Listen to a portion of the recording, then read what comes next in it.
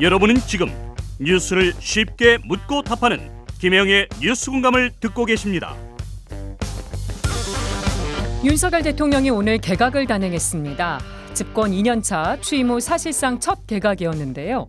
용산 대통령실 연결해서 개각 내용 살펴보겠습니다. 맹현균 기자. 네, 용산 대통령실에 나와 있습니다. 윤석열 대통령이 오늘 장차관급 인사를 단행했는데 개각 내용부터 전해주실까요? 네, 장관급 2명, 차관급 13명, 모두 15개 부처 장차관급 인사를 발표했습니다.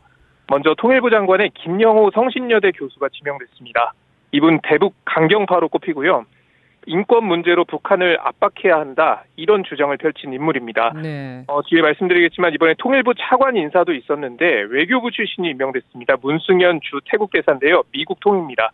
그래서 두 사람의 조합을 생각해보면 남북 대화나 교류 협력을 위한 역할을 했던 통일부가 이제는 북한 인권 문제 제기 등을 통해서 대북 압박의 창구로 역할이 바뀔 수 있다는 관측이 나옵니다. 네. 그리고 전현희 국민권익위원장 후임에 대검 중수부장과 부산 고검장을 지낸 김홍일 변호사가 내정됐습니다.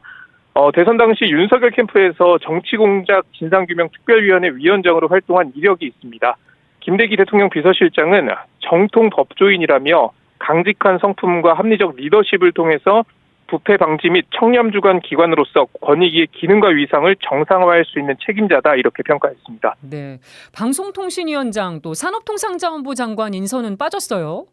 예, 그렇습니다. 특히 지명이 예상됐던 방통위원장 후보자 명단에 없었습니다. 대통령실 고위 관계자는 인사는 고려할 사항이 많고 어차피 지금 비어 있으니까 추후에 발표하도록 하겠다, 이렇게 짤막하게 입장을 전했습니다. 네. 유력 후보로 거론됐던 이동관 특보 논란 계속되고 있습니다. 그 여파가 작용한 것으로 보이고요. 또 한상혁 전 방통위원장이 계속해서 법원 결정에 불복해서 항고하고 있지 않습니까? 그렇죠. 이런 법적 절차가 진행되고 있는 점도 고려된 것으로 보입니다. 다만 이동관 특보의 경우에 임명을 이번에 안 한 것이지 철회한 것은 아니라는 관측이 나옵니다. 네. 그리고 차관들이 대거 임명됐습니다. 그렇습니다. 오늘 임명된 차관급 인사 모두 13명입니다. 가장 눈에 띄는 인물은 역도 국가대표 선수로 유명한 장미란 용인대 교수입니다. 문화체육관광부 2차관에 임명이 됐습니다. 외교부와 통일부 차관도 교체됐습니다. 외교부 2차관에는 오영주 주 베트남 대사가 첫 여성 차관입니다. 네. 통일부 차관에는 이례적으로 외교부 출신인 문승현 주 태국 대사가 임명이 됐습니다. 대통령실에서 대통령을 보좌하던 참모들도 대거 각 부처 차관에 임명이 됐습니다.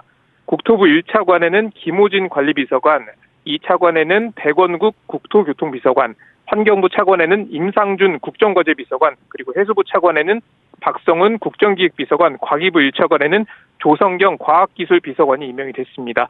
또 기재부 2차관에는 김한섭 기재부 예산실장이 승진을 했고요. 고용부와 중기부, 농림부도 새 차관이 임명됐습니다. 대통령실 비서관들이 이렇게 차관으로 대거 이동하는 거 어떻게 봐야 될까요? 네, 윤석열 대통령이 정부의 국정 철학을 이해하지 못하는 인물에 대해서 경고 메시지를 던진 적이 있습니다. 그렇죠. 그런 차원에서 대통령의 국정 철학을 잘 아는 참모들이 전진 배치됐다, 이렇게 이해하면 좋을 것 같고요. 게다가 장관을 지명하려면 인사청문회를 거쳐야 하지 않습니까? 네. 차관은 바로 임명할 수 있기 때문에 좀 불필요한 잡음을 없애겠다, 이런 의지도 읽힙니다. 비서관이 차관에 임명되는 게 이례적인 일은 아닙니다. 다만 해당 부처 출신이 비서관으로 근무하다가 해당 부처 차관으로 가는 경우는 일반적인데요.